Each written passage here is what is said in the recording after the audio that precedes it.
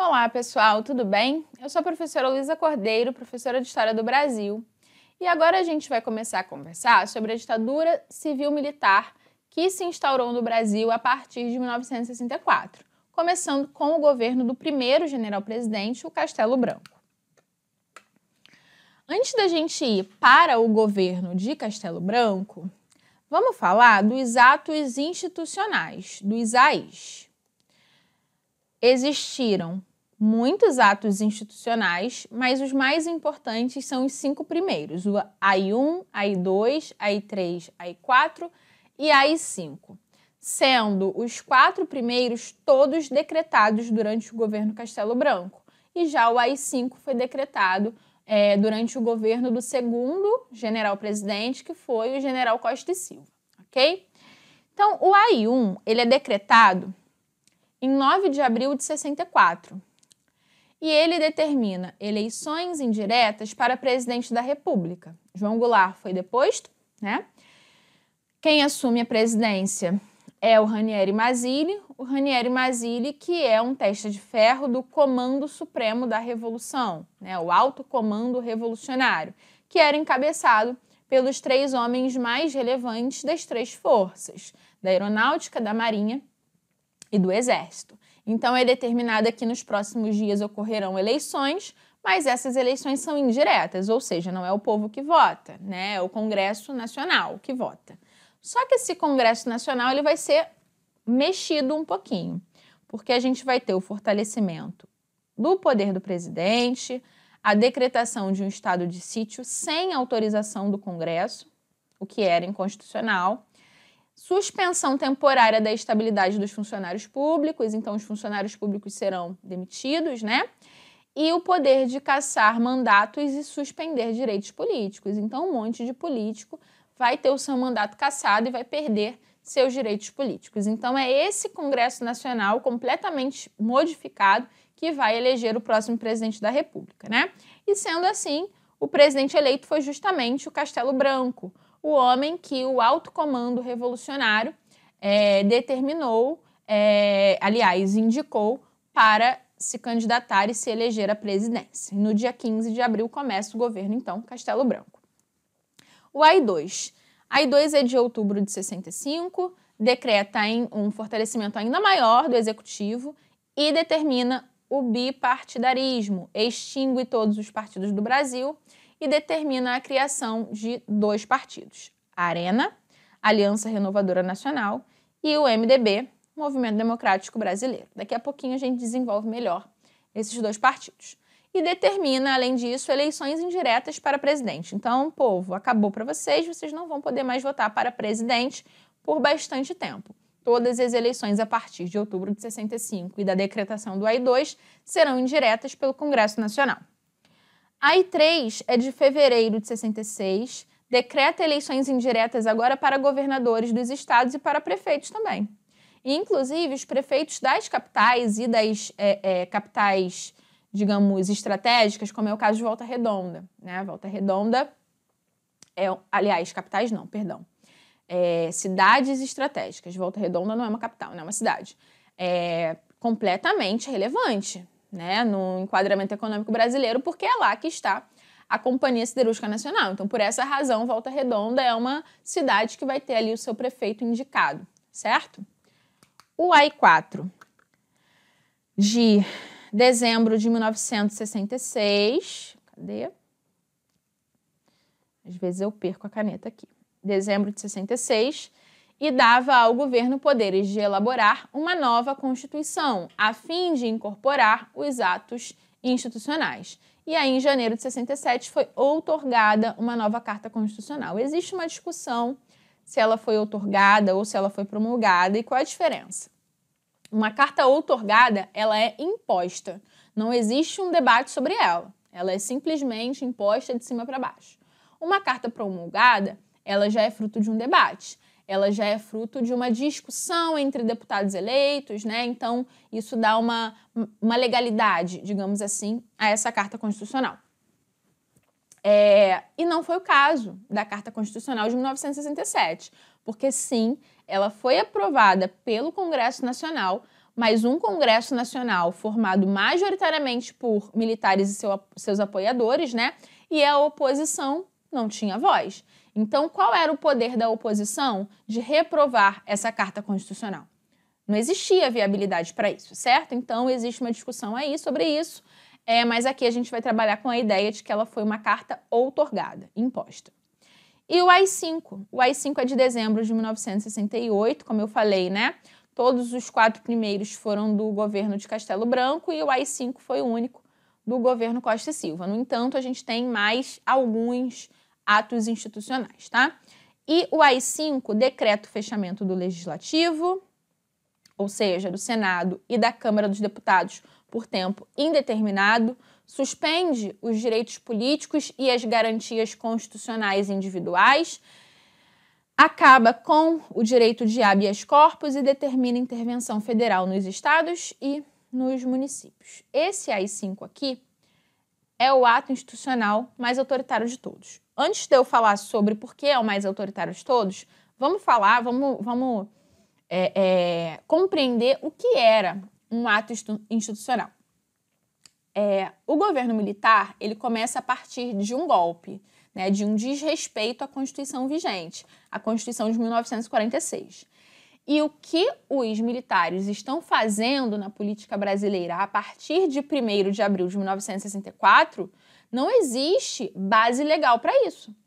Não existe na Constituição nada que dê legalidade a esse processo. Então, os militares, sabendo disso, eles criam esses atos institucionais para dar legalidade, para dar uma feição de legalidade àquilo que está acontecendo no Brasil, como, por exemplo, a outorga de uma outra Constituição, como, por exemplo, a cassação de mandatos, a demissão de funcionários públicos que têm, né, estabilidade, enfim. Então, os AIs, eles são esses componentes jurídicos usados para dar legalidade ao processo. E aí, como eu falei, em 67, eles, o AI-4, né, decretam o AI-4 e elaboram uma nova Constituição. Em janeiro de 67 ela fica pronta, com o intuito de incorporar os atos institucionais. Mas aí, depois, em 68, a gente tem outro ato institucional.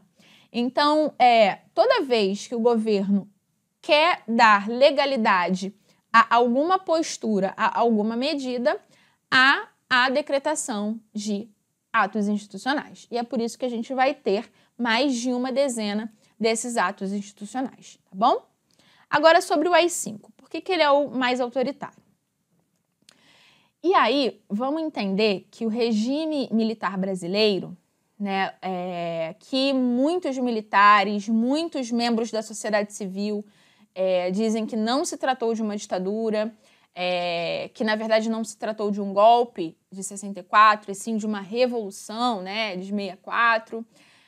Enfim, embora esses setores militares e setores da sociedade civil deem ênfase numa legalidade desse regime militar, o que existiu, o que é consenso para os historiadores é que se tratou de uma república autoritária, né, de uma ditadura ou civil-militar para alguns intelectuais ou é uma ditadura militar para outros, né? Enfim.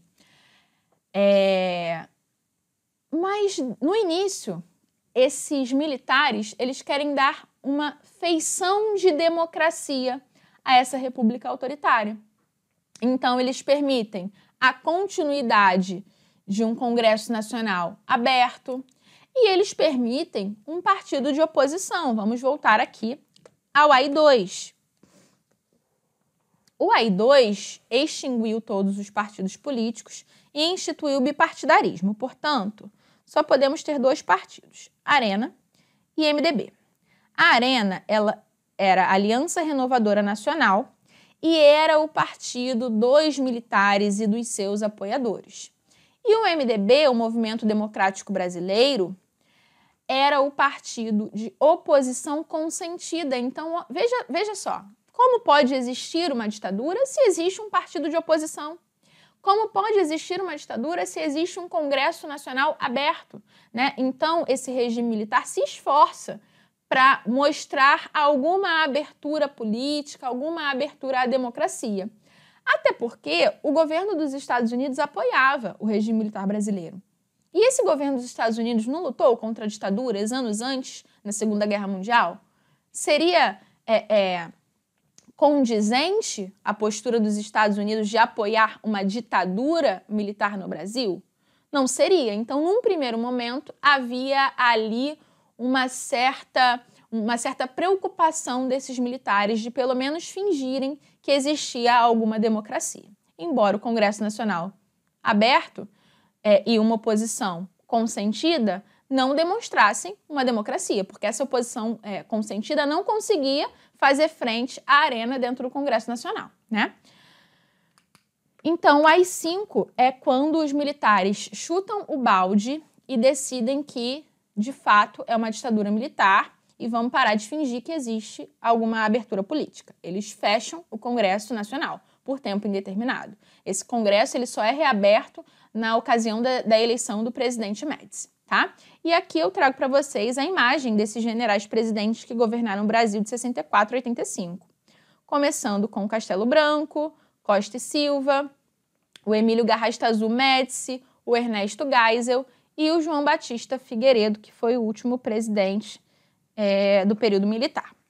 E agora sim, vamos começar a falar do governo Castelo Branco, que assumiu a presidência do Brasil em abril de 64 com a promessa de limpar o Brasil do comunismo. Então, tratava-se de uma intervenção temporária que visava somente romper ali com a dinâmica da ameaça comunista que, de acordo com eles, existia dentro do governo João Goulart, o próprio João Goulart sendo ele a ameaça comunista, né? Isso embasado no quê? Numa doutrina de segurança nacional, aquela doutrina de segurança nacional que foi estabelecida pela ESG, lá no governo Dutra, que era pautada pelo combate ao comunismo. E ele promete eleições para o ano seguinte. Em 1965, a gente vai devolver o poder aos civis. Ele cria o SNI, o Serviço Nacional de Informação, que era um órgão, um dos órgãos repressores do regime. Em 1967, ele promulga a Lei de Segurança Nacional. Lei de Segurança Nacional existe desde o Vargas, existe hoje também. No entanto, essa Lei de Segurança Nacional estabelece que punição aos terroristas. E quem são os terroristas? Aqueles que são considerados subversivos. Então, aqueles que atentam contra a pátria. Mas é interessante a interpretação de atentar contra a pátria nesse período, porque se você é contra o governo, se você se manifesta contra o governo, automaticamente há um entendimento de que você é um terrorista e por isso você deve ser enquadrado na Lei de Segurança Nacional. Dentro da perspectiva econômica, vamos ter a elaboração do PAEG, do Programa de Ação Econômica do Governo. Esse programa, ele tenta reduzir a inflação, estabilizar a economia e retomar o crescimento econômico. Lembrando que desde lá do final do governo JK, a inflação ela crescia e ela corroía os salários, Só que a PAEG ela vai se basear também numa política de austeridade, de arroxo salarial, então os salários não vão aumentar acima da inflação, restrição ao crédito, aumento de impostos e redução dos gastos públicos. Além disso, o governo Castelo Branco e a equipe econômica militar quer atrair investimentos estrangeiros, quer atrair empresas estrangeiras para o Brasil. E sendo assim, eles acabam com a estabilidade no emprego. Desde a era Vargas, pessoal, o trabalhador tinha segurança, estabilidade. Depois de 10 anos trabalhando numa mesma empresa, era praticamente impossível desse cara ser demitido, a não ser que fosse por justa causa. Isso não era do interesse, obviamente, dos trabalhadores, mas, obviamente, que não vai ser do interesse do setor empresarial, sendo brasileiro ou estrangeiro. Então, é revogada essa estabilidade no emprego. E para que o trabalhador não ficasse completamente na míngua, foi criado nesse momento o FGTS, o Fundo de Garantia por Tempo de Serviço, que quem é trabalhador CLT sabe exatamente do que eu estou falando, Todo mês a empresa, ela deposita uma porcentagem do salário do trabalhador numa conta, geralmente na Caixa Econômica, que é o Fundo de Garantia por Tempo de Serviço, e o trabalhador, ele geralmente não tem acesso a esse fundo de garantia, a não ser em caso de demissão sem justa causa. Hoje em dia, os governos, né, eles acabam abrindo algumas exceções para que os trabalhadores tenham acesso a esse fundo de garantia por tempo de serviço, mas na década de 60 não era assim. Era caso você fosse demitido sem justa causa, você tem acesso a esse dinheiro que, né, todo mês é depositado, então às vezes era até uma quantia bastante interessante.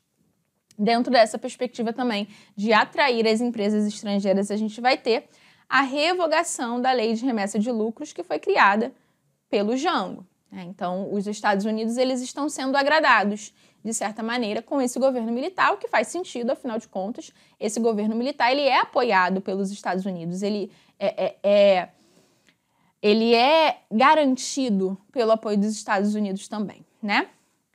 E aí, em julho de 64, pessoal, depois que ocorreram eleições de nível estadual e municipal, o mandato do presidente Castelo Branco foi prorrogado até março de 67. Ou seja, aquele discurso de que, olha, é uma intervenção curta, vou limpar o Brasil do comunismo e no ano seguinte, em 65, devolvo o poder aos civis, não foi respeitado. Nessa promessa, ela não foi cumprida, porque houve a prorrogação do seu mandato até 67. É interessante apontar aqui o caso do Carlos Lacerda. O Carlos Lacerda, aquele jornalista e político ligado ao DN, ele tinha apoiado o golpe militar em 1964. Ele já era governador do estado da Guanabara e apoiou o golpe militar. Ele realmente estava ali acreditando que os militares eles iriam executar uma intervenção rápida, limpar o Brasil do comunismo e convocar novas eleições. E no plano de Carlos Lacerda, ele seria um candidato à presidência da República e ele seria o próximo presidente da República, o que é completamente frustrado quando o mandato presidencial se estende até 1967. E aí o Carlos Lacerda, que até então apoiou o regime militar, passa a ser um opositor ao regime militar, né? Porque o Carlos Lacerda ele é de um partido de direita conservadora, liberal, que apoia os Estados Unidos, mas dentro de uma certa abertura política, dentro de uma democracia, né? Que inclusive é favorável às intenções políticas de Carlos Lacerda. Sendo assim, ele passa a ser um opositor. E aí, como eu disse, em 65, decreto do AI-2 e bipartidarismo. Em 67, acabaria o mandato de Castelo Branco. E lembrando que o AI, o AI-3, não, AI-2, o próprio AI-2, né? Determinou eleições indiretas para presidente, ou seja, vão ocorrer novas eleições e não é o povo que vai votar, é o Congresso Nacional. E esse Congresso Nacional vai referendar a eleição de Arthur da Costa e Silva. E aí eu quero falar mais uma coisinha importante aqui. Ao final do governo Castelo Branco, o alto comando militar, depois de disputa interna entre os Sorbonne e os Linha Dura, escolheu como novo presidente o general Arthur da Costa e Silva, que era ministro da guerra do então presidente Castelo Branco. Essa escolha foi referendada em 3 de outubro de 66 pelos políticos da Arena, porque os políticos do MDB eles se abstiveram em sinal de protesto, inclusive saem do Congresso Nacional, né, para demonstrar que estão insatisfeitos e para evidenciar uma ilegalidade desse processo, certo? E aí, sobre os Sorbonne e os Linha Dura. Vamos lá. Militares. Dentro do setor militar, existem aqueles militares legalistas e os golpistas. Os legalistas que foram contra o golpe, eles foram descartados, eles foram demitidos, né, foram postos na reserva, enfim. E sobraram os militares golpistas. Esses militares golpistas se dividem em 2 setores. Os Sorbonne, que tem esse nome por conta de uma universidade francesa, né? Então, que demonstra que eles são um pouco mais intelectualizados. Eles são ligados à ESG, a Escola Superior de Guerra, e eles são ligados à política externa estadunidense. E, em contrapartida, a gente tem os militares da linha dura. Esses militares da linha dura, eles são extremamente nacionalistas, extremamente anticomunistas. Não que os da Sorbonne não sejam, né? Mas os linha duras, eles são capazes de um autoritarismo maior do que os intelectualizados do Sorbonne. E ao longo do período militar, a gente vai ter disputas sérias entre esses dois grupos, né? Ao final do regime, a partir da década de 70, os de linha dura, percebendo a distensão política e um encaminhamento para uma abertura à democracia, eles começam, inclusive, a se utilizar de atentados terroristas para garantir a manutenção da ditadura militar, né? Então, é importante a gente entender que dentro desse setor golpista militar nós temos dois diferentes setores, os mais intelectualizados e os mais autoritários, ok? Bom, assim acabou o governo do Castelo Branco e na nossa próxima aula a gente vai falar sobre o governo do Costa e Silva. Espero encontrar vocês lá, espero que vocês tenham gostado e compreendido a matéria. Tchau, tchau, até a próxima.